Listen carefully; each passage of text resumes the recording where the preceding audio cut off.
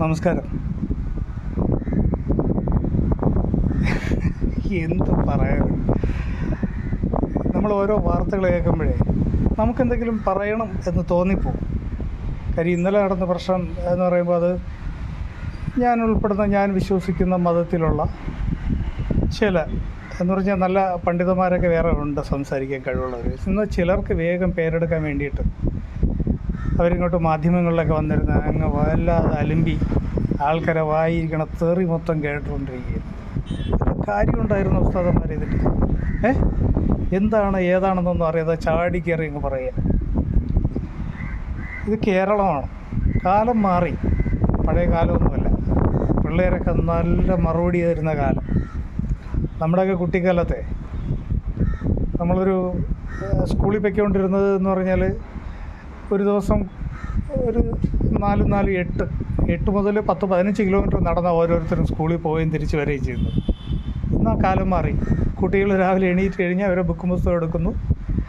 വീട്ടുകാരെന്തെങ്കിലും junk foods, രാവിലെ ഒരു ബിസ്ക്കറ്റോ അല്ലാതെ ഈ കുട്ടികളൊന്നും കഴിക്കില്ല. അത് കഴിച്ചിട്ട് നേരെ വീട്ടിൻ്റെ മുന്നിൽ ബസ് വരുന്നു, ബസ്സിൽ കയറി നേരെ സ്കൂളിൽ ഇറങ്ങുന്നു, അവിടെ നിന്ന് നേരെ തിരിച്ച് വീണ്ടും വീട്ടിൽ. ഇതിനിടയിൽ ഇവർക്ക് ഒരു നടത്തമില്ല, ഒരു വ്യായാമ മുറയില്ല, ഒന്നുമില്ല. പുതിയ കാലത്തെ കുട്ടികൾ അങ്ങനെയാണ് വളരുന്നത്. എൻ്റെ മക്കളടക്കം അങ്ങനെയാണ്. പണ്ട് നമ്മളൊക്കെ സ്കൂളിൽ പോകുന്ന സമയത്ത് നടന്നു പോവുക മാത്രമല്ല, വഴി കാണുന്ന മാവ്, പുളി, തെങ്ങ് ഇതൊക്കെ നല്ലപോലെ എറിഞ്ഞ് മാങ്ങയൊക്കെ തള്ളിയിട്ട് അതൊക്കെ ഒന്ന് നുണച്ചിട്ടായിരിക്കും പോണം. മാങ്ങ എറിയുമ്പോൾ തന്നെ, കൈവീശി എറിയുമ്പോൾ തന്നെ അതിൻ്റെ ഒരു വ്യായാമത്തിന് മറ്റൊരു മുറ. അതേ സാധനം തന്നെയായിരുന്നു ജൂംബ ഡാൻസിലും കൈയൊക്കെ ഇളക്കി ഒന്ന് കളിക്കുക എന്നുള്ളത്. അത് കണ്ടപ്പോഴും ഈ ഉസ്താദന്മാർക്ക് അങ്ങോട്ട് ദഹിക്കണില്ല. എൻ്റെ പൊന്നു ഉസ്താദന്മാരെ, കാലം മാറി. നിങ്ങൾ ഈ മതപ്രഭാഷണമൊക്കെ നടത്തേണ്ടത് ഒന്നിയിൽ പള്ളികളിൽ അല്ലെങ്കിൽ വീടുകളിൽ. നമ്മളൊക്കെ വീടുകളിൽ വന്നിട്ട് എല്ലായിടത്തും പറയാം, മക്കളെയൊക്കെ ഈ ജൂംബ ഒന്നും കളിപ്പിക്കരുത്, വളരെ മോശമാണ്, ഹറാമാണ്, നരകത്തിൽ പോകുന്നൊക്കെ പറഞ്ഞു കൊടുക്കാം. നമുക്ക് സംഗീതം പറ്റിയതല്ല എന്നൊക്കെ പറയും. സംഗീതം പോലും മോശമാണെന്ന് പറയുന്ന ഈ ലോകത്തെക്കുറിച്ച് നിങ്ങളെന്ത് പുണ്ണാക്കി മനസ്സിലാക്കിയിട്ടാണ് ഇങ്ങനെയൊക്കെ ഒന്ന് രംഗത്ത് വരുന്നത്. ദൈവത്തെ നിങ്ങൾ പൊതുമാധ്യമത്തിലൊന്നും വരരുതേ. നിങ്ങൾ പള്ളികളിൽ ഒതുങ്ങിയിരിക്കുക. സ്വർഗത്ത് പോകണമെങ്കിൽ പൊതു ഇറങ്ങിയ ആൾക്കാരെ വായിരിക്കുന്ന തെറിയൊന്നും കേൾക്കരുത്. അവർ നമ്മളെയും കൂടെ തെറി വിളിക്കണം, നീയൊക്കെ ഇതിൽപ്പെട്ടല്ലേ എന്ന് പറഞ്ഞിട്ട്. പക്ഷേ നമ്മളെക്കുറിച്ച് നമ്മളെ നാട്ടുകാർക്ക് അറിയാം എങ്ങനെയുള്ളതാണ്. ഈ മനുഷ്യരെ എല്ലാ സമൂഹവുമായിട്ട്, പൊതുസമൂഹവുമായിട്ട് എല്ലാ വൈവിധ്യങ്ങളും ഉൾക്കൊണ്ട ഈ മഹാരാജ്യത്ത് ഇത്തരം മതത്തിൻ്റെ ഇടുങ്ങിയ ചിന്താഗതികൾ, അത് ഏത് മതത്തിൻ്റെ ആയാലും, ഒരു മതത്തിൻ്റെ ആയാലും, അതൊന്നും കൊണ്ടൊന്നും പൊതു സമൂഹത്തിൻ്റെ മുന്നിൽ കൊണ്ടൊന്നും വിളമ്പരുത്. അതത്ര നല്ലതല്ല. ഒരു സൂംബ ഡാൻസ് കളിച്ചോടും കുട്ടികളൊന്ന് ഇളകി മറിഞ്ഞോടെ എന്ത് കുഴപ്പം? ഒരു കുഴപ്പമില്ലെന്ന്. നിങ്ങൾക്ക് അത് വേണ്ട, നിങ്ങളെ മക്കൾക്ക് വേണ്ട എങ്കിൽ വേണ്ട. അത് നിങ്ങളെ മക്കളെ പറഞ്ഞ് പഠിപ്പിച്ച് വീട്ടിൽ ഇരുത്തിയാൽ പോരെ. സംഗീതവും ഡാൻസും സിനിമയെല്ലാം മോശമാകുന്ന പുതിയ കാലം. പക്ഷേ പുതിയ തലമുറ ഒന്നും നിങ്ങളെ വെറുതെ വിടില്ല. നമ്മളെ മക്കളെയൊക്കെ പിടിച്ച് വലിച്ചടിച്ചാണ് അമ്പലങ്ങളിലും പള്ളികളിലും ഒക്കെ കൊണ്ടുപോയി അവരെ നമ്മളെ മതത്തിൻ്റെ ആൾക്കാരാക്കും. ഇനി പിള്ളേർ അങ്ങനെയൊന്നും വലിച്ചടിച്ച് അങ്ങോട്ട് കൊണ്ടുപോകാൻ പറ്റില്ല. അവരതിനെ ചോദ്യം ചെയ്യും. അവർക്ക് ഇഷ്ടമുള്ള പോലെ അവർ ജീവിക്കും, നല്ല മനുഷ്യരായി. സമൂഹം മാറിക്കൊണ്ടിരിക്കുകയായിരുന്നു, ഒരുപാട് മാറ്റങ്ങൾ.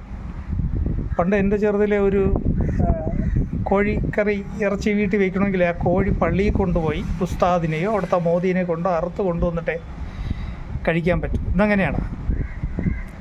ഇന്ന് കാണുന്ന ഹോട്ടലിലും ചിക്കനുണ്ട്, അവിടെ കയറിയങ്ങ് അടിച്ച് പൊളിച്ച് കഴിക്കുകയാണ്. അപ്പോഴൊന്നും ഈ മാനും ദീനും ഒന്നും ആരും നോക്കണ്ട. ഈ പറയുന്ന ഉസ്താദും മക്കളും ഒക്കെ വലിയ കാറിൽ പാഞ്ഞു പോയി വലിയ ഹോട്ടലിൽ ചെന്ന് കഴിക്കണതും ആരൊക്കെയോ ഉണ്ടാക്കുന്ന ചിക്കന് തന്നെയാണ്.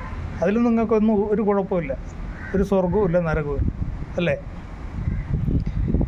നിങ്ങൾക്ക് സ്വർഗത്ത് പോകണമെങ്കിൽ നിങ്ങൾ പോയാൽ പോരെ, മറ്റുള്ളവർ അതുപോലെ വന്നോളും. നിങ്ങൾ പോവില്ലെന്ന് കണ്ടറിയണം ഇങ്ങനെയുള്ള സ്വഭാവം വെച്ചിട്ട്. അപ്പോൾ അതുകൊണ്ട് അത് ശരിയല്ല. സൂംബ ഡാൻസ് കുട്ടികൾ ആടട്ടെ, പാടട്ടെ, കളിക്കട്ടെ, എന്താ കുഴപ്പം? അതിൻ്റെ കൂടെ അല്ലേ പഠനവും. എത്ര ഇടുങ്ങിയ ചിന്താഗതിയായിരിക്കും. ഇത് പാടില്ലായിരുന്നു. ഉസ്താദന്മാർ കുറച്ചുകൂടെ ഒരു സംയമനം പാലിക്കണമായിരുന്നു. നമ്മളൊന്നും വലിയ ഖുർആൻ ഹാഫിളായിട്ട് എല്ലാം പഠിച്ച് മനസ്സിലാക്കിയ ആളൊന്നുമല്ല.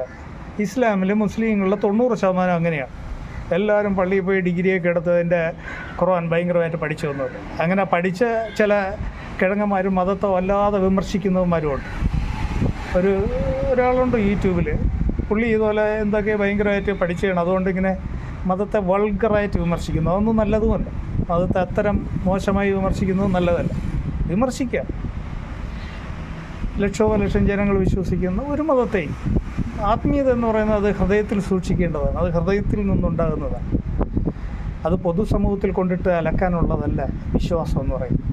അത്തരം ഒരു നല്ല ബോധം കൂടെ നമുക്കുണ്ടാവും. വെറുതെ മത പണ്ഡിതൻ എന്ന് പറഞ്ഞ് നടന്നാൽ പോരാ, തലയിൽ കെട്ടും കെട്ടി. വരുന്ന വാക്കുകളെ കുറിച്ചും കൂടുതൽ സൂക്ഷിക്കണം, കൂടുതൽ ചിന്തിച്ച് നിങ്ങൾ സംസാരിക്കണം. മനസ്സിലായില്ലേ? സമൂഹം മാറിപ്പോയി. ഞാൻ നേരത്തെ പറഞ്ഞില്ലേ, മാറ്റങ്ങൾ ഒരുപാട് സംഭവിച്ചു. ഒരു കോഴിക്കാല് കഴിക്കണമെങ്കിൽ പള്ളിയിലെ ഉസ്താദ് അറുത്താലേ കഴിക്കുള്ളൂ. ആ കാലമൊക്കെ മാറി. ഇന്നാരും പള്ളി കൊണ്ട് അറുക്കുന്നില്ലല്ലോ. ഉണ്ടോ? അപ്പോൾ പറയാൻ തുടങ്ങി, ബിസ്മി പറഞ്ഞ് കഴിച്ചാൽ മതി, ആരറുത്താലും കുഴപ്പമില്ല.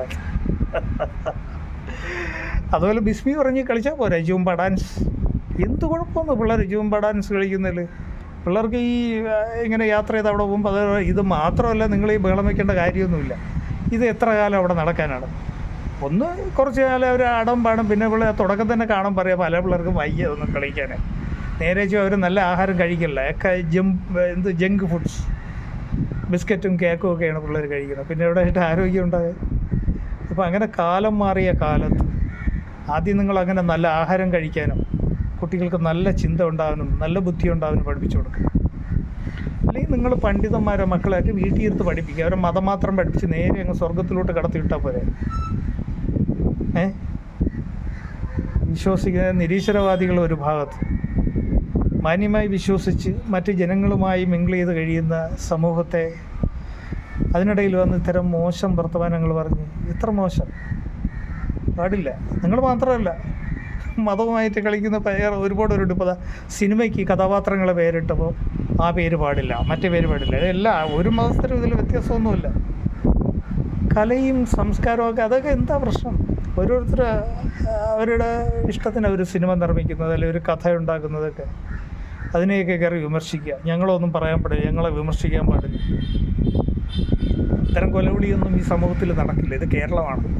എൻ്റെ പൊന്നുസ്താദന്മാരെ, നിങ്ങൾ ഏതെങ്കിലും മുതിർന്ന പണ്ഡിതന്മാരോ അല്ലെങ്കിൽ കുടുംബക്കാരോ ആരെങ്കിലും പറഞ്ഞിട്ടുണ്ട് നമ്മളിങ്ങനെ ഇതിനെയൊക്കെ ചോദ്യം ചെയ്തോട്ട് പോയാൽ നാളെ ഇവിടെ ഒരു ഇസ്ലാമിക രാഷ്ട്രം പടുത്തുയർത്തിക്കളയാമെന്നും ആരെങ്കിലും പറഞ്ഞു തന്നിട്ടുണ്ടെങ്കിൽ ആ വെള്ളം നല്ലപോലെ തിളപ്പിച്ചിട്ടങ്ങ് ഒഴിച്ച് കളയുക.